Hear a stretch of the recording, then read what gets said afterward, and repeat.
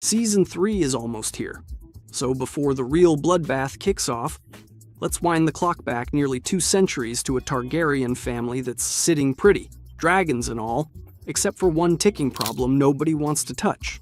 King Viserys has just one child, a daughter named Rhaenyra, and tradition says the throne should go to a man, which puts his brother Daemon first in line. Trouble is, Daemon is wild, and he proves it almost instantly running the city watch like a one-man crime spree. Then the queen dies giving birth to what would have been a son, and Daemon, grieving in the worst possible way, cracks a joke about it at a brothel. Otto Hightower, the king's hand, and no fan of demons, hears about it and uses it to ship him off to Runestone. With his wife gone, Viserys names Rhaenyra his heir instead, and when Daemon shrugs it off, she flies out personally to make the point stick. Needing a new wife to try for a son the old-fashioned way, Viserys gets offered a Valyrian daughter who's, well, a child, so he passes. Enter Alicent Hightower, Rhaenyra's best friend and Otto's daughter, who quickly becomes queen and gives birth to a son, Aegon. Everyone assumes the succession just flipped. It hasn't. Viserys is adamant Rhaenyra stays his heir, name or no name. Years pass. Daemon single-handedly crushes a rebellion overseas in a sequence that's basically him at his most lethal, and comes home to a father-brother reconciliation. One night out drinking together nearly ends with Daemon and Rhaenyra in a brothel, but instead, Rhaenyra goes home and sleeps with her sworn protector, Sir Criston Cole, something that very much isn't allowed for a woman who's supposed to remain untouched until marriage. A palace spy tips off Otto. Otto tells the king Daemon gets banished again, and Alicent is sent to grill Rhaenyra, who insists nothing happened, technically true about the part everyone's asking about. Furious that Otto keeps using his own daughter to score political points, Viserys strips him of the hand title and gives the job to Lyonel Strong instead, then quietly arranges Rhaenyra's marriage to Laenor Velaryon to kill the rumors. Laenor's gay, Rhaenyra doesn't mind, and the two agree to a quiet understanding where each gets to keep their own lover on the side.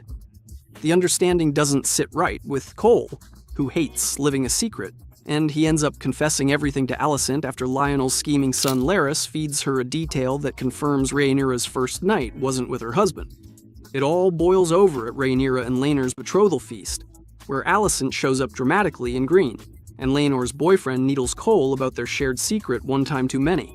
Cole beats him to death in front of the entire wedding party. Skip ahead a decade.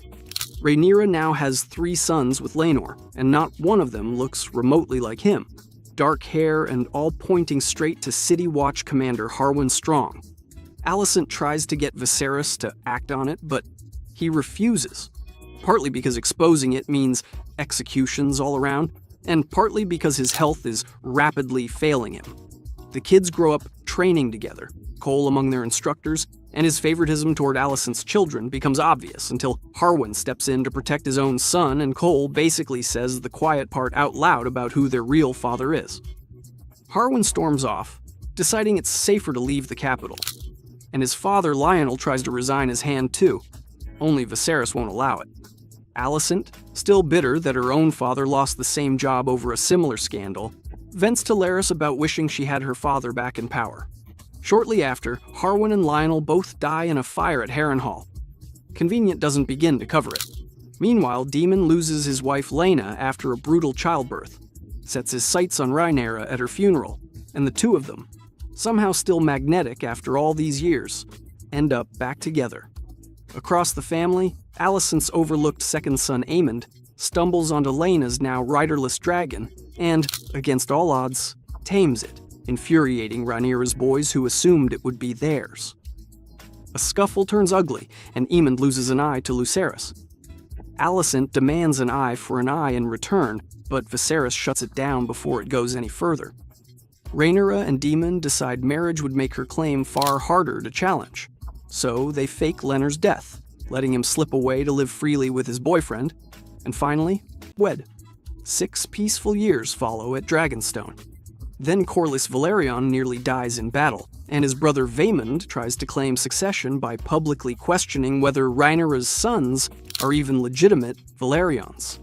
Rhaenyra and Daemon rush back to King's Landing to defend the claim, and a dying Viserys drags himself off his sickbed to back his daughter in person. When Vaemond won't drop the insult, Daemon removes his head on the spot, technically within his rights, since it counted as slander against the crown. To smooth things over, a betrothal is arranged between Rhaenyra's sons and Daemon's daughters. But the celebratory dinner collapses into a brawl after Aemond needles the boys with a pointed reference to their real father's surname. Soon after, Viserys dies, and in his final moments he murmurs something about a promised prince meant to unite the realm, really referencing an old ancestor, Aegon the Conqueror. Alicent, at his bedside, hears it completely differently, assuming he means their son, Aegon, and announces to the court that the king's dying wish was for him to take the throne. Everyone who was already angling for this outcome falls in line fast, and the one council member who objects is quietly dealt with by Cole. Aegon himself is no leader, more interested in partying and mistreating servants than ruling, but in this world, a name is apparently enough. His coronation goes ahead, most lords bend the knee, but Rhaenys Targaryen crashes it on Dragonback before escaping to deliver the news to Rhaenyra, who goes into early labor from the shock and loses the child, though she survives.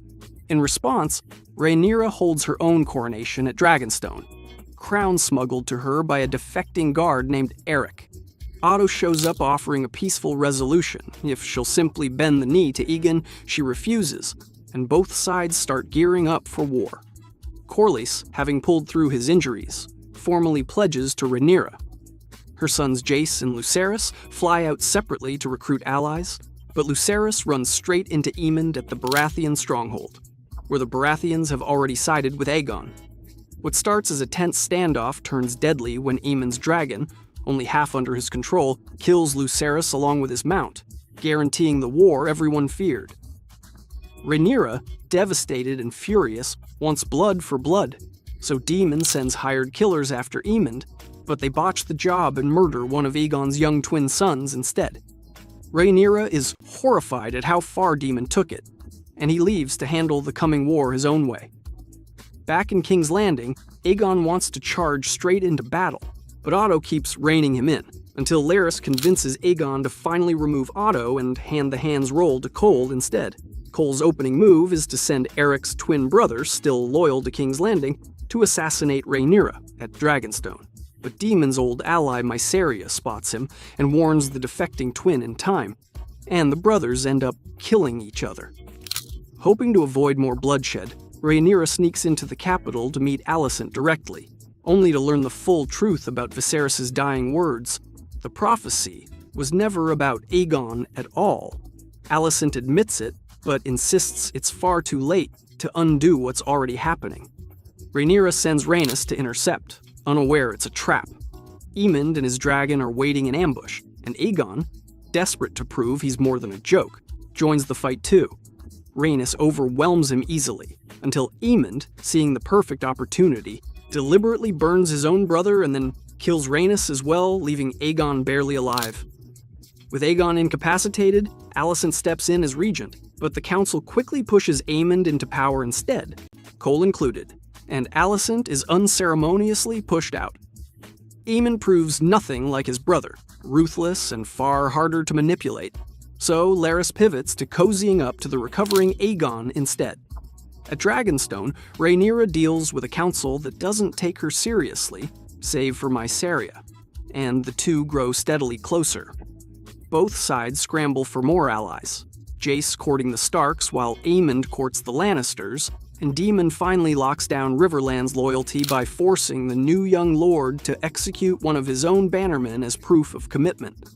Dragons, though, are the real currency, and riders are scarce. Seasmoke chooses Adam of Hull, Corlys's overlooked bastard son, prompting Rhaenyra to put out an open call for any Targaryen blood willing to try their luck, pulling in a blacksmith and a rowdy tavern regular among the few who succeed. When that tavern regular flies home to flex on his old crowd, Aemond goes to put him in his place, only to find 3 fully grown dragons waiting at Dragonstone, and wisely backs off. There are still more dragons in reserve too young or untrained to fight yet. Increasingly uneasy about the war, Alicent secretly meets Rhaenyra to offer a way out, hand over King's Landing peacefully in exchange for sparing everyone but Aegon, who Rhaenyra would be allowed to execute. Rhaenyra agrees, but Larys saw this coming long before anyone else did, and quietly spirits Aegon away to safety, content to let both families tear each other apart so Aegon can stroll back in and reclaim the throne once the smoke clears. And that's where it all stands.